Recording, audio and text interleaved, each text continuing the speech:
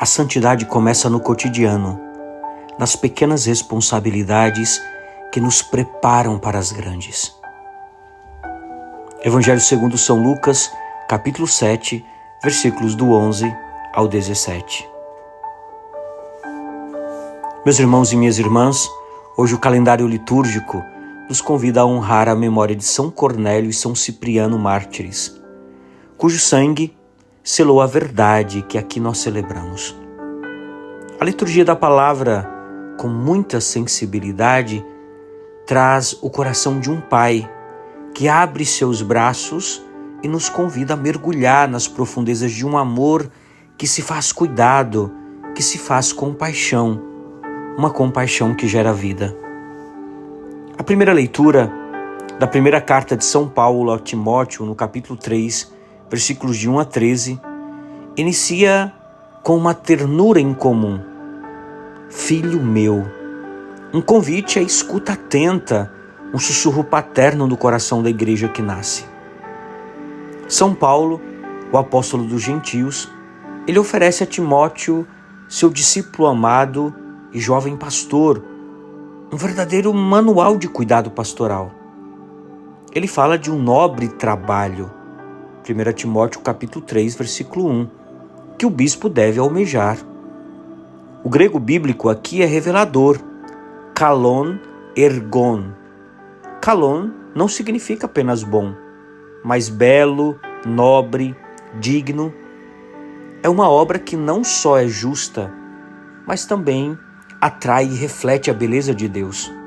O bispo, do grego, o episkopos, aquele que supervisiona, que é o vigilante, e o diácono, diakonós, servidor, ministro, eles são chamados a uma vida exemplar, cujo primeiro campo de exercício é a própria casa.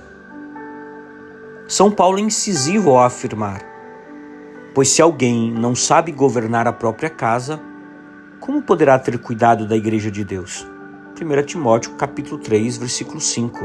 A palavra casa aqui é oikos, que evoca não apenas a moradia física, mas a família, o núcleo vital da existência humana, o cuidado ou o zelo que se exige no lar é o mesmo que se transborda para a casa de Deus, a oikosteo, que é a igreja.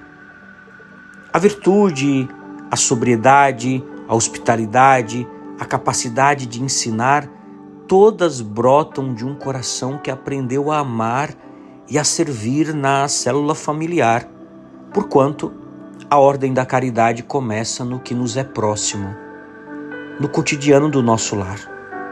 Veja que no Evangelho de hoje, em São Lucas, no capítulo 7, versículos do 11 ao 17, onde o cuidado se manifesta na mais pura compaixão, Jesus se aproxima da casa de Naim. Naim, a formosa, a bela, poderia dizer exuberante. Não há convite, não há clamor, há apenas a visão de uma viúva que perde o seu filho único, duplicando sua solidão e o seu luto. São Lucas nos diz que, ao ver essa mulher, esta viúva, Jesus foi tomado de grande compaixão por ela. São Lucas capítulo 7, versículo 13. Essa compaixão em grego é splagchnizomai, um verbo poderoso, que literalmente significa moveram-se as entranhas. Não é um sentimento superficial, mas uma comoção visceral, um sofrimento partilhado que vem do mais profundo do ser de Cristo. Observe que Jesus se coloca no lugar do pai ausente, do homem que faltava àquela família. A viúva, tida como uma mulher desamparada, já havia enfrentado a perda do marido. Agora, a do filho único seria o golpe final na sua existência, na sua vida, seria a aniquilação de sua descendência e também o sepultamento da sua esperança. Seu futuro, sua esperança seu legado se esvaziam diante de seus olhos. E o que o Senhor faz? Primeiro, com a delicadeza de um pai que enxuga as lágrimas do filho, ele diz: não chores. São Lucas capítulo 7, versículo 13. Em seguida, com a autoridade performática que recria a vida, ele diz: jovem, eu te digo, levanta-te. O verbo levantar-se, egeire, do grego, é o mesmo usado frequentemente nos relatos da ressurreição. Quer dizer, não é apenas um comando físico, mas um sofrimento que se sente no corpo e na alma, um chamado à vida plena, à restauração da dignidade, um amor que se inclina para a dor alheia. A maravilha, ela se consome. O morto se levanta e começa a falar. São Lucas capítulo 7, versículo 15. A comunicação ela é restaurada. A família, antes que estava mergulhada no silêncio da morte, é restaurada. A família, antes fragmentada, é novamente inteira na presença do Senhor.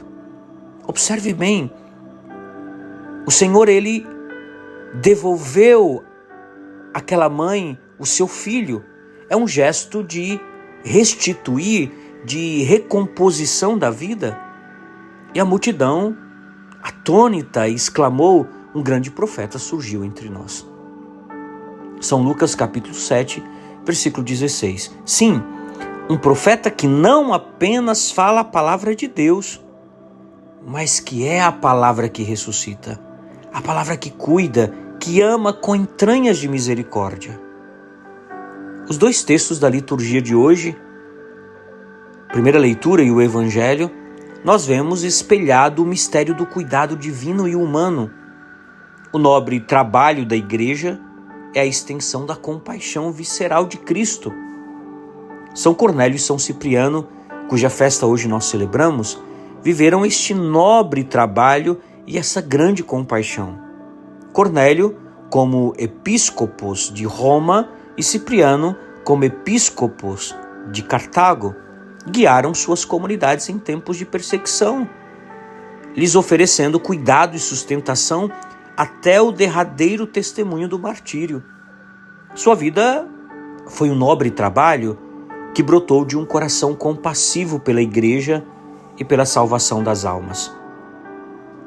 A tradição patrística dos santos padres, especialmente através de São João Crisóstomo, em suas homilias sobre as epístolas pastorais, ele sempre salientou que a liderança cristã é primeiramente serviço e cuidado e não dominação.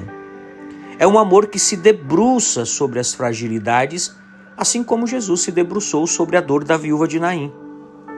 Concílio Vaticano II, Magistério da Santa Igreja, na Lumen Gentium, reafirma que a missão da igreja é continuar a obra de Cristo, que veio para servir e dar a sua vida como resgate por muitos, e que todos os fiéis, a seu modo, participam do munus real, sacerdotal e profético de Cristo, sendo assim chamados a este cuidado uns pelos outros. Meus irmãos e minhas irmãs, que esta homilia de hoje seja um convite a cada um de nós a abraçar esse nobre trabalho de cuidado, que nossa vida se mova diante da dor do próximo, que nossos corações sejam verdadeiras casas de amor, onde a vida e a comunicação possam florescer. Que a compaixão de Cristo nos inspire a dizer em nossos gestos e palavras o levanta-te, para aqueles que o desespero e a solidão tentam silenciar. Somente assim, com um coração verdadeiramente capaz de grande compaixão, nos tornamos respeitáveis até mesmo aos olhos dos pagãos de nossos dias. E a vida, em sua plenitude, irrompe como o sol da manhã. Uma santa e abençoada terça-feira para você e sua família. E que pela intercessão de São Cornélio e São Cipriano, o Deus Todo-Poderoso vos abençoe e vos guarde, Ele que é Pai, Filho e Espírito Santo. Amém. Paz e misericórdia.